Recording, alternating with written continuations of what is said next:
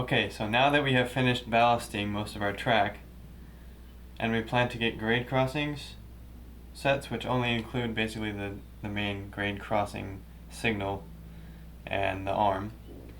So we plan to put the roads that go across the track, and like so we are going to put strips of cement, fake cement, basically going to be plastic part, that span over the rails on the outside of the rail and the inside of the rail,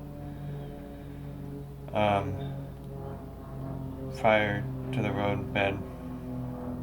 And so in doing that, we had to account for a few things, including the height of each of these spikes in the rails and the space in between the rails, the width of the flange on the train wheels, and the contact roller in the center rail. So in doing that, we created a part that fits exactly in between each one of these track plates, these rail plates, and goes up to exactly the height of the rail, leaves a gap for the flanges on the wheels, and leaves enough room for the contact roller to still contact the center rail. So we wanted the road to be about 20 feet wide and at an angle.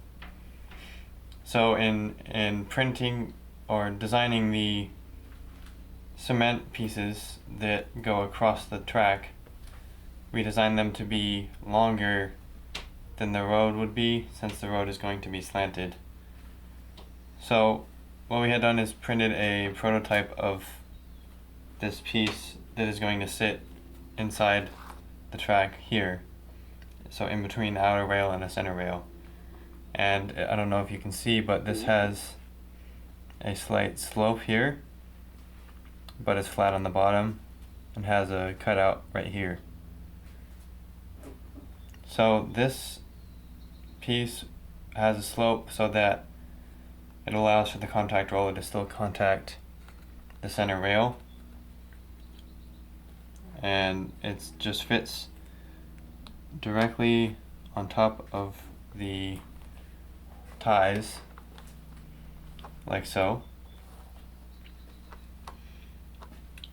One thing we came in contact with was the little pieces of ballast that are on top of the rail, on top of the ties, and the connection points between the rails.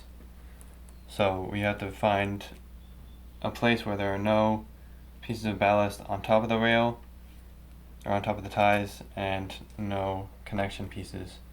So in between two pieces of track, it fits perfectly like that. So if you can see, there's a large gap for the flange, since high rail wheels have large flanges. That is unfortunately necessary, and the slope allows for the contact roller just enough room to contact the rail without contacting this piece.